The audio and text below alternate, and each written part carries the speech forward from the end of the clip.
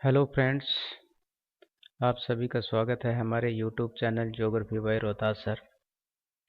आज का जो हमारा ये वीडियो रहेगा ये specially short answer type question पे रहेगा और एनसीईआरटी के बहुत ही महत्वपूर्ण जो क्वेश्चन है जो कि हर एक कॉम्पिटिटिव एग्जाम के अंदर पूछे जाते हैं। आज हम एनसीईआरटी के क्लास 11 और 12 कि जितने भी जो क्वेश्चन आंसर है जो शॉर्ट आंसर टाइप का उनको चैप्टर वाइज हम आपको इस वीडियो के द्वारा बताने की कोशिश करेंगे।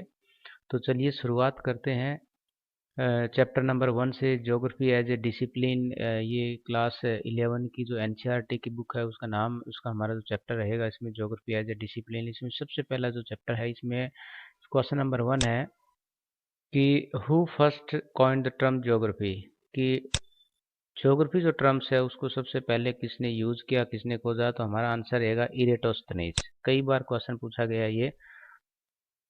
विच of the following features can be termed as physical features. देखिए यहाँ हमें फिजिकल फीचर्स को सिर्फ आइडेंटिफाई करना है। तो फिजिकल ये पोर्ट है, रोड है, वाटर पार्क्स, ये सब ह्यूमन बनाते हैं। फिजिकल जो फीचर्स है वो हमारा रहेगा प्लेन। नेक्स्ट हमारे इसके अंदर है कि which branch of geography deals with the land forms, यानी कि कौन सी ज्योग्राफी की वो ब्रांच है जो लैंड फॉर्म यानी कि स्थल रूपों का अध्ययन करती है। तो वो है हमारा जियोमॉर्फोलॉजी, जिसको भू आकृति विज्ञान हम कहते हैं। What development took place in geography after second world war, यानी कि सेकेंड वर्ल्ड वार के बाद ज्योग्राफी के अंदर फिर किस प्रकार के जो चेंजेस या किस प्रकार का विकास हमें देखने को मिलता है। तो वो है क्वांटिटेटिव रिवोल्यूशन, यानी कि इसके अंदर जो है जो मात्रात्मक जो क्रांति आई है वो इसके अंदर है। तो ये हमारे क्वेश्चन है।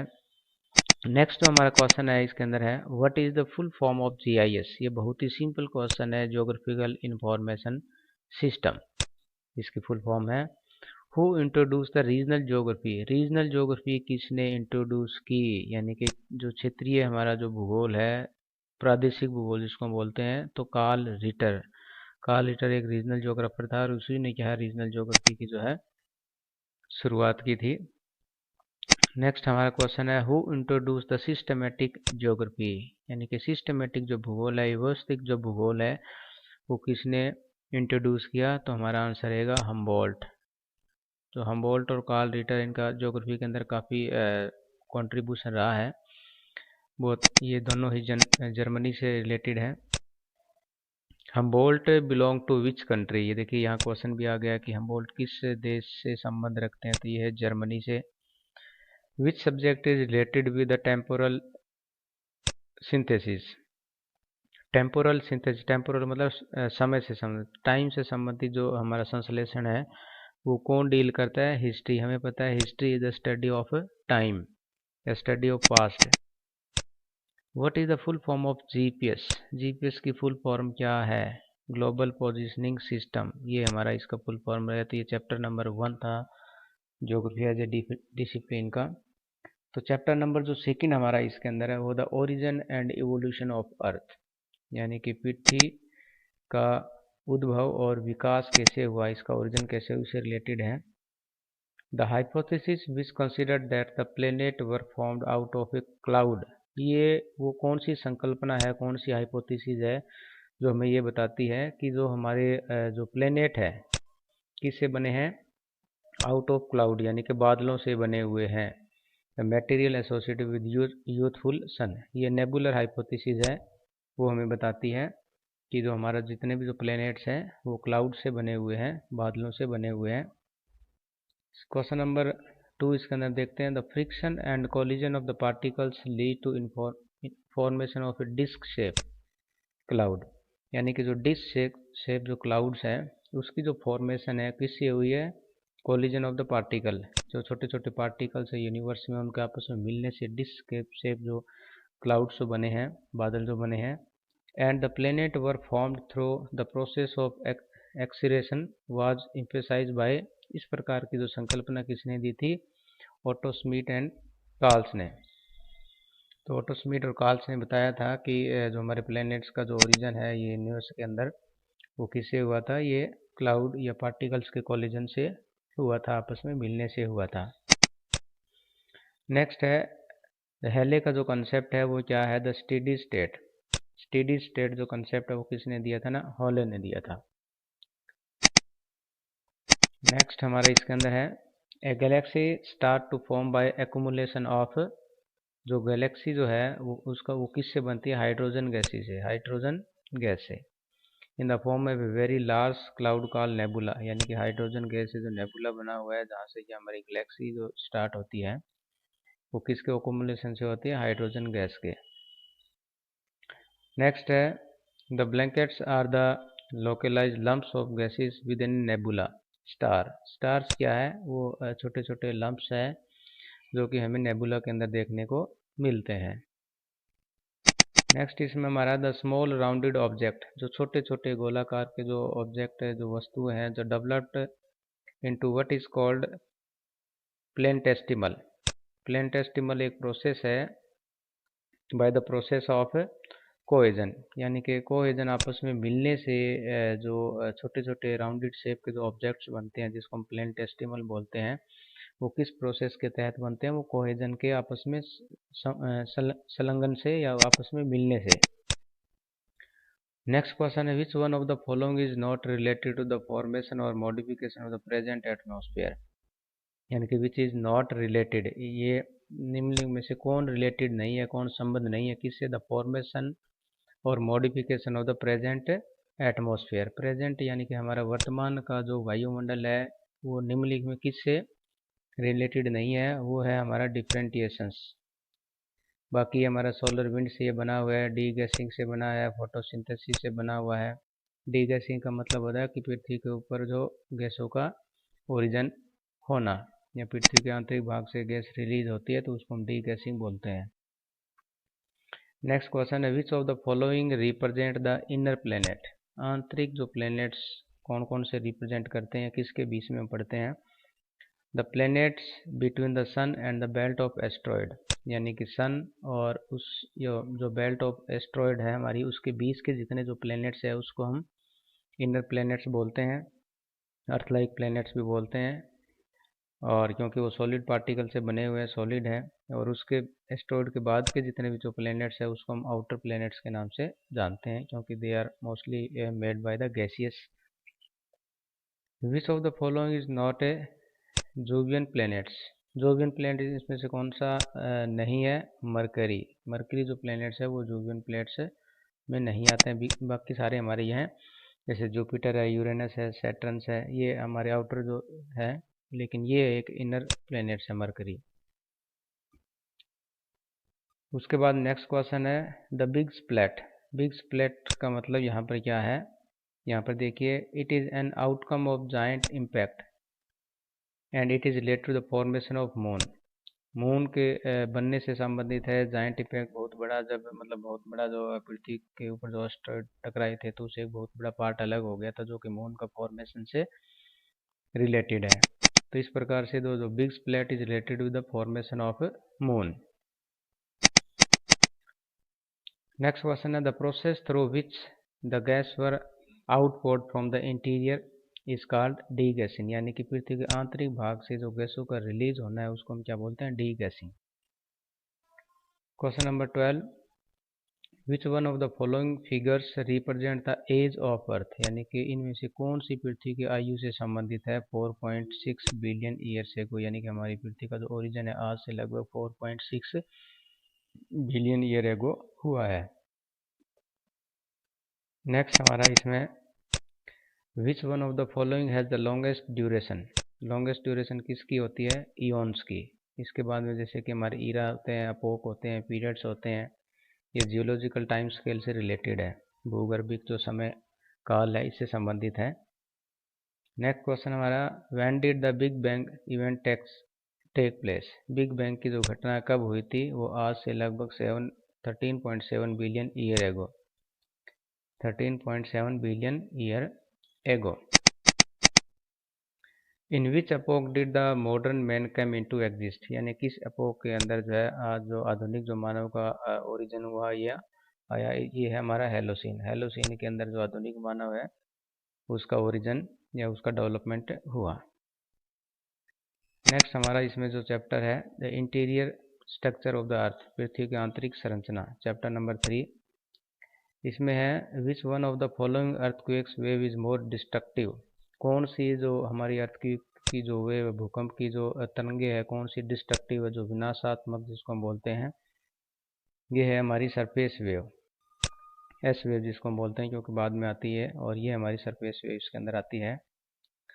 नेक्स्ट है which one of the following describe the lithosphere. Lithosphere जो है क्या है? लिथोस्फेयर है क्रस्ट एंड अपर मेंटल, यानी कि पृथ्वी के जो है, यदि हम लेयर्स की बात करें जैसे क्रस्ट, मेंटल एंड कोर है, तो लिथोस्फेयर जो बना हुआ है वो क्रस्ट और ऊपरी जो मेंटल है उससे बना हुआ है। Question number 3, which type of the volcanic eruption has cause Deccan trap formation. Deccan trap का मतलब हमें दक्षिणी भारत की या दक्कन पठार की जो मिट्टी बनी हुई है वो किससे बनी हुई है? फ्लड से। यानी कि जो वोल्केनिक का जो फ्लड आता है, ठीक है, जिसमें वो काफ़ी मतलब लिक्विड होता है, तो काफ़ी जगह पर फैल जाता है, और उसके ठोस होने से उसके बाद में फिर उसके ऊपर जो सॉइल का ओरिजिन होता है उसको हम डेक्कन ट्रैप के नाम से जानते हैं। Which one of the following is a direct source of information. Direct यानी कि प्रत्येक रूप से यदि हम पृथ्वी के आंतरिक भाग के बारे में जानने की कोशिश करें तो इसमें से डायरेक्ट सोर्स कौन सा है? ये है हमारा वोल्केनोज, क्योंकि पृथ्वी के आंतरिक भाग से जो तरल पदार्थ है वो सीधा ऊपर आता है, और उसी के अध्ययन से हम पृथ्वी की आंतरिक संरचना के बारे में जान सकते हैं। Which one of the following इंस्टीट्यूटिव landform is found by the volcano. यानी कि जब वोल्केनो जब फटता है तो उससे दो प्रकार के लैंडफॉर्म्स क्रिएट होते हैं, इंस्ट्रूसिव एंड एक्सट्रूसिव। एक्सट्रूसिव होता है, मान लीजिए वोल्केनो है, इससे ऊपर जब लैंडफॉर्म बनता है। इंस्ट्रूसिव में जब इसके पृथ्वी के आंतरिक भाग के अंदर ही जो बनता है, तो उसमें से जो डाइक है, डाइक एक वाल की तरह होती है इस प्रकार से, मतलब ये काफ़ी हार्ड होती है, तो इस प्रकार की एक जो स्ट्रक्चर होता है उसको हम डाइक के नाम से जानते हैं, जो कि इंस्ट्रूसिव लैंडफॉर्म्स के अंदर आते हैं। बाकी जो लैंडफॉर्म्स है जैसे क्रेटर है, सील्ड कॉन्स एंड काल्डेरा, ये हमारे एक्सट्रूसिव है, जो बाहर इसका ओरिजिन होता है। The earth layer can be divided into, earth की जो लेयर है उसको हम 3 पार्ट्स के अंदर डिवाइड करते हैं, जिसको हम क्रस्ट, मेंटल एंड कोर के नाम से जानते हैं। Which one of the following earthquakes waves can travel from the core. Core से कौन सी जो है वेव है जो ट्रेवल करती है? वो है पी, क्योंकि जहाँ से जो फोकस से जब इसका ओरिजिन होता है तो वहीं से वो रिलीज होती है, और पूरे कोर से होते हुए या पूरे अर्थ के इंटीरियर पार्ट से होते हुए जाती है, प्राइमरी वेव जिसको हम बोलते हैं। नेक्स्ट हमारा इसके अंदर जो क्वेश्चन है, which one of the following is not A indirect source of information. इसमें से कौन सा इनडायरेक्ट यानी कि जो है अप्रत्यक्ष, जिसको हम प्रत्यक्ष और अप्रत्यक्ष बोलते हैं, कौन सा इंफॉर्मेशन नहीं है जिससे हमें पृथ्वी के आंतरिक भाग के बारे में जानकारी मिलती है? वोल्केनो। वोल्केनो क्या एक डायरेक्ट है, बाकी ये सारे जैसे डेंसिटी है, अर्थक्वेक है, टेम्परेचर है, दीज आर द इनडायरेक्ट। ये हमारे क्या है? इनडायरेक्ट है। ये जो है ये एक डायरेक्ट सोर्स है, इसलिए इसको इनडायरेक्ट में हम काउंट नहीं करेंगे। विच one is not A core, which one is not A correct statement about the earth crust. यानी कि पृथ्वी का जो अर्थ की जो क्रस्ट है उसके बारे में करेक्ट स्टेटमेंट है क्या? इसमें से नहीं है, जो नहीं है उसको हमें चूज करना है। तो it is made up of the निकल एंड आयरन, क्योंकि निकल एंड आयरन है वो कोर में बना हुआ है, इसलिए ये करेक्ट है नहीं है। ये है हमारा पृथ्वी का जो कोर है, इसमें बनी हुई है ये, ठीक है, हैवी है। बाकी ये जो आउटर मोस्ट लेयर है, इस जो 0.5% अर्थ को कवर करती है, इसकी डेंसिटी 2.73 है, लेकिन ये जो पार्ट है वो रॉन्ग है।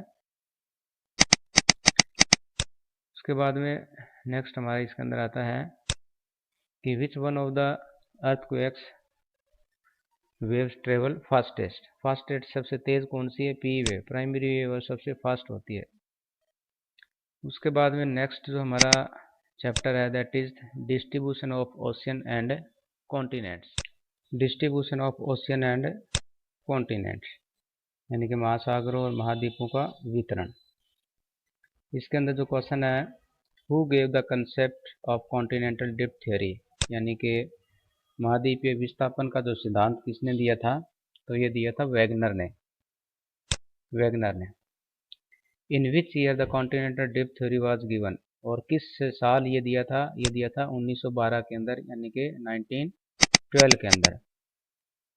What is the name of super continent? Super continent किसे कहा जाता है? पेंजिया को। Pangaea means all land masses या ऑल कॉन्टिनेंट्स, जिसको सुपर कॉन्टिनेंट कहा जाता है, जो बाद में दो पार्ट्स के अंदर टूट गया था। ऊपर वाला हमारा यूरेशिया, नीचे वाला गोंडवाना कहलाया था। The supercontinent was surrounded by Panthalassa. Panthalassa एक सागर था, वाटर बॉडीज थी। ये हमारा मान लीजिए पेंजिया है, तो ऊपर से ये जितना भी पार्ट है ये हमारा पेंथालासा था। तो Panthalassa means all water body.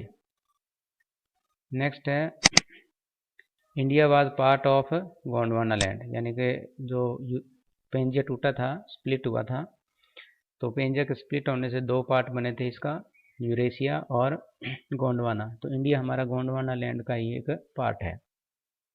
Who gave the theory of convectional current theory? Convectional current की थ्योरी किसने दी थी? आर्थर होम्स ने। ये बहुत इंपॉर्टेंट क्वेश्चन है, जो हर बार किसी न किसी एग्जाम के अंदर, कॉम्पिटिटिव एग्जाम के अंदर पूछे जाते हैं। और ख़ास तौर से टीजीटी, पीआरटी और ये जो हमारे पीजीटी है, इनके ये बहुत इंपॉर्टेंट है। Where is ring of fire situated? Ring of fire situated कहाँ है? पैसिफिक ओशियन, यानी कि पैसिफिक ओशियन जो है, इसके चारों ओर का जो पार्ट है, जहाँ पर हमें कन्वर्जेंट या डाइवर्जेंट बाउंड्रीज मिलती है, वहाँ पर क्या है, वेल्केनोज, अर्थक्वेक आते रहते हैं, तो इसी को रिंग ऑफ फायर के नाम से जाना जाता है। Hawaiian island is famous for? जो हवाई आइलैंड है किसके लिए फेमस है? वेल्केनो, क्योंकि वहाँ पर जो भूकंप है, ज्वालामुखी आते रहते हैं। Who is associated with the plate tectonic theory? Plate tectonic जो थ्योरी है उससे कौन संबंधित है? मैकेंजी। मैकेंजी वैसे पार्कर भी है, और इन्होंने मिलकर जो है प्लेट टेक्टोनिक थ्योरी का ओरिजिन किया था। Which minor plate is located near north east to Australia? Australia के नॉर्थ ईस्ट साइड में कौन सी माइनर जो प्लेट है वो लोकेटेड है? तो ये है Fuji. Polar fleeing force is associated with? जो वैगनर ने जो सिद्धांत दिया था, उसने जो बताया था कि किस प्रकार से पेंजिया के अंदर जो मूवमेंट हुई है, तो उसके लिए दो फोर्स उसने बताई थी, ग्रेविटेशनल और पोलर फ्लीइंग। जो पोलर फ्लीइंग जो फोर्स है वो रिलेटेड थी रोटेशन ऑफ अर्थ से, पृथ्वी के घूर्णन की वजह से। Which one is not a major plates? इनमें से कौन सी मेजर प्लेट्स नहीं है? तो नाज़का एक माइनर प्लेट है, बाकी Antarctica, Indo Australia, Eurasian, these are the major plates. 13 around 14 crore years ago India was situated on which latitudes? 50 degree south latitude. आज से 4 करोड़ साल पहले जो इंडिया है, साउथ जो 50 डिग्री की साउथ लैटिट्यूड्स है उसके ऊपर लोकेटेड था। तो अब हम अंदाज़ा लगा सकते हैं कि किस प्रकार से इंडियन प्लेट्स है धीरे धीरे मूवमेंट करती हुई नॉर्थ ईस्ट की तरफ बढ़ रही है, और आज ये पूरा इसका जो पार्ट है वो नॉर्थ हेमिस्फीयर के अंदर है। नेक्स्ट क्वेश्चन हमारा इसके अंदर है कि which one have the lowest rate of movement? यानी कि जो अलग अलग जो प्लेट्स हैं उनकी मूवमेंट अलग अलग है, तो सबसे कम या जो स्लोवेस्ट मूवमेंट कौन सी है? Arctic Ridge. जो आर्कटिक रिज है उसकी जो मूवमेंट है वो सबसे कम है। In which plate boundaries tectonic plates come together? यानी कि दो प्लेटें किस जो हमारे प्लेट टेक्टोनिक जो थ्योरीज है उसके हिसाब से दो जो प्लेटें हैं कब आमने सामने होती है? कन्वर्जेंट बाउंड्रीज के अंदर। कन्वर्जेंट के अंदर दो प्लेटें एक दूसरे के आसपास आती है, एक दूसरे इसमें मर्ज हो जाती है। नेक्स्ट हमारा इसके अंदर जो चैप्टर है मिनरल्स एंड रॉक्स, खनिज और चट्टान। Which one of the following are the two main constitute of granite? Granite के जो मेन कॉन्स्टिट्यूट क्या या किससे बना होता है? ये सिलिका और एल्यूमिनियम से बना हुआ होता है। सिलिका एंड एल्यूमिनियम, ध्यान रखना है इसको। विच one of the following is silent feature of metamorphic rock? Metamorphic rock की साइलेंट फीचर क्या है? मुख्य यदि फीचर की बात करें, चेंजेबल। चेंजेबल का मतलब है रूपांतर, रूप इसका ये चेंज होती रहती है, रूप इसका परिवर्तित होता रहता है।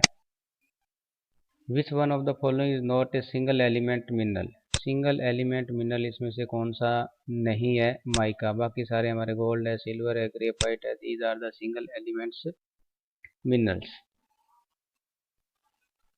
Which one of the following is the hardest mineral, उसमें सबसे हार्ड कौन सा, सबसे सख्त जिसकी हम बात करें तो ये हमारा diamond. Which one of the following is not A sedimentary rocks, marble. Marble क्या एक मेटामॉर्फिक रॉक है जिसका रूप चेंज हो जाता है, सेडिमेंट्री नहीं है ये।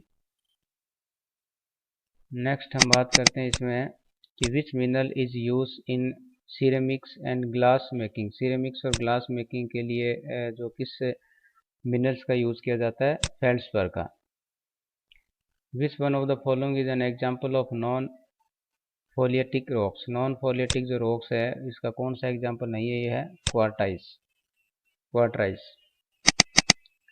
क्वार्टजाइट इसको बोलते हैं।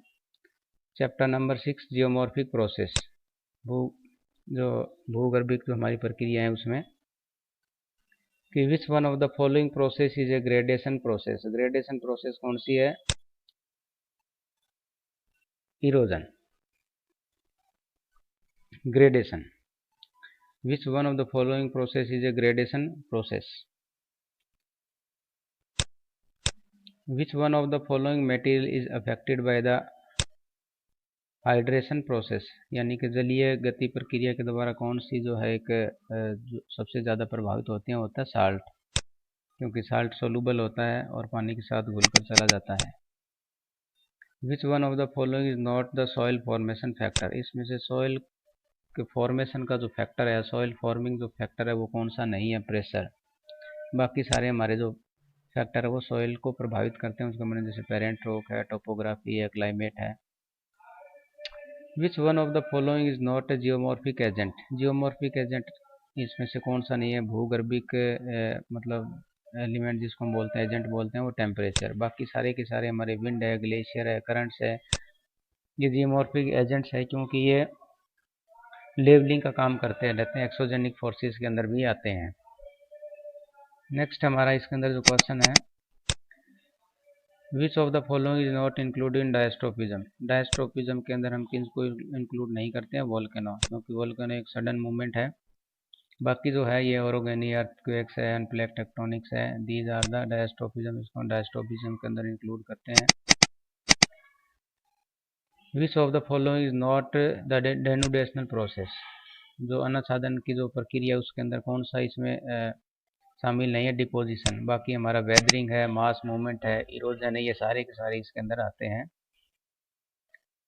What is the sole driving force behind all the exogenic forces, exogenic force यानी कि जो हमारी बाह्य जो प्रक्रिया है उसके अंदर सबसे मुख्य मतलब ड्राइविंग फोर्स कौन सा है, उनको जो गति देता है वो है हमारा सन, यानी कि सन की जो एनर्जी है उसी से सारी की सारी प्रक्रियाएं संचालित होती है। Which of the following is a part of chemical weathering, इसमें से केमिकल वेदरिंग का पार्ट कौन सा है, ये है ऑक्सीडेशन। ऑक्सीडेशन के अंदर हमारी जो रस्ट वगैरह लग जाती हैं तो जिससे कोई भी चट्टान है जो टूट जाती है।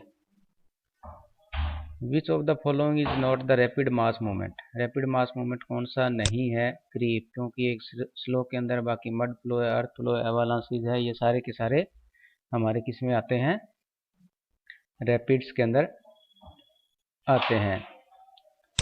नेक्स्ट हमारा इसके अंदर है the study of soil is called pedology, यानी कि जो मृदा का जो अध्ययन है या मृदा का अध्ययन करते हैं उस विज्ञान को क्या बोलते हैं, pedology. Which of the following example of the exogenic forces, exogenic force बहिर्जात जो बल है उसमें इसका कौन सा एग्जाम्पल है, ये हमारा रहेगा erosion. Which of the following N example of the slow mass movement, slow mass movement का एग्जाम्पल कौन सा है, सॉइल क्रीप्स। ये बाकी जो रॉक स्लाइड है, मड फ्लो, अर्थ फ्लो है, दीज आर द रैपिड्स, ये बाकी स्लो है। Which of the following material affected by the hydration process, hydration process के द्वारा कौन सा सबसे ज़्यादा प्रभावित होता है, क्ले, मिट्टी जिसको हम बोलते हैं। The chemical addition of water is called hydration, क्योंकि केमिकल प्रोसेस के द्वारा ही जो है जल अपनी प्रक्रिया के द्वारा या अपनी प्रोसेस के द्वारा चट्टानों को तोड़ता है। पीवीटी स्टैंड फॉर, यानी कि जो पीवीटी है वो किसके लिए मतलब यूज होता है, इसको हम बोलते हैं प्रेशर, वॉल्यूम एंड टेम्परेचर। ये हमारी जो मेटामॉर्फिक रॉक होती है उसके अंदर जब उसका प्रेशर बढ़ जाता है, वॉल्यूम टेम्परेचर बढ़ जाता है, तो उसका रूप हमारा चेंज हो जाता है। इसके बाद में आता है हमारा landforms and their evolution, यानी कि स्थल रूप और उनका विकास। In which of the following stage of landforms develop downwards cutting is dominate. Downward जो कटिंग है, यानी कि जो नीचे की तरफ जो कटिंग जो कट होता है, इरोजन होती है, या तो ये लैंड फॉर्म्स के किस स्टेज के अंदर ये होता है? ये होता है यूथफुल स्टेज के अंदर। जब कोई भी नदी जब यो मेच्योर होती है, यंग होती है, युवावस्था के अंदर, तो डाउनवर्ड कटिंग वो ज़्यादा करती है, जिससे उसकी जो घाटियाँ हैं या जो वैली होती है वो गहरी या डीप हो जाती है। Which of the following landform is found by the depositional work of a river. नदी के निक्षेपण कार्य से इसमें से कौन सा एक स्थल रूप बनता है? तो ये है हमारा एलुवियल फैन। एलुवियल फैन भी है, एलुवियल कॉन भी है, जो डिपोजिशन की वजह से बनते हैं। Which of the following is associated with the action of glacier. Glacier की क्रिया के द्वारा कौन रिलेटेड है इसमें? सर्क। बाकी जैसे वाटरफॉल है, ये नदी के द्वारा है, सैंड बार है, ये ओशियन करंट्स के द्वारा है, सैंड ड्यून्स है, विंड के द्वारा, लेकिन जो सर्क बनता है वो हमारा ग्लेशियर यानी कि हिम नदी के द्वारा बनता है। Formation of Barkhan is associated with the rocks of which of the following. यानी कि बारखान क्या है? एक सैंड ड्यून्स का ही टाइप है, जो कि किससे बनता है? विंड के द्वारा। जैसे रिवर ग्लेशियर इनसे नहीं बनता है ये। A deep valley with steep side is called गोर्ज। V shape का एक दूसरा भाग है जिसकी जो घाटी काफ़ी गहरी होती है, स्टीप स्लोप होती है, इसकी स्टीप साइड होती है, जिसको हम गोर्ज बोलते हैं। Which of the following landform is found by the depositional work of underground water. यानी कि जो हमारा भूमिगत जो जल होता है उसके अपर्दन के निक्षेपण से कौन सा एक स्थल रूप बनता है? ये बनता है पिलर्स के, जिसमें स्टेलेक्टाइट या ऊपर स्टेलेक्टाइट है, फिर स्टेलेगमाइट है, आपस में जब ज्वाइंट हो जाते हैं इसको बोलते हैं पिलर्स। तो यह कि pillars. The action of which of the following leads to the formation of sand dunes. Sand dunes का जो फॉर्मेशन होता है वो किसकी वजह से बनता है? सी वेव्स और विंड के द्वारा। जब वो डिपोजनल वर्क करती है तो उसके द्वारा जो है सैंड ड्यून्स बनते हैं। In which of the following regions the chemical weathering process is more dominant. यानी कि जो रासायनिक जो अपक्षय की प्रक्रिया है वो किस क्षेत्र के अंदर ज़्यादा होती है बजाय कि यांत्रिक प्रोसेस के द्वारा? ह्यूमिड रीजन के अंदर। ह्यूमिड रीजन मतलब वो रीजन होता है जहाँ पर रेनफॉल वगैरह ज़्यादा आती रहती है, टेम्परेचर ज़्यादा आता रहता है, तो वहाँ पर केमिकल प्रोसेस ज़्यादा होती है as compared to the mechanical process. A deep, long and wide trough or basin with very steep concave high wall at its head as well as inside is known as सर्क। इसको हम बोलते हैं सर्क। एक deep या long and wide trough और basin होती है जिसके वेरी स्टीप इसके जो स्लोप्स होती है, कनकेव और हाई वॉल्स होती हैं, तो ये जो ग्लेशियर है इसके द्वारा बनते हैं। Which of the following is not found by the depositional work of waves and currents. ठीक है, वेव्स और करंट्स के डिपोजनल वर्क से कौन सा इसमें से नहीं बनता है? यह पॉइंट बार। बाकी बैरियर है, ऑफशोर है, स्पिट है, ये हमारा डिपोजिशन बनता है। पॉइंट बार जो है वो इससे डिपोजिशन से नहीं बनता है।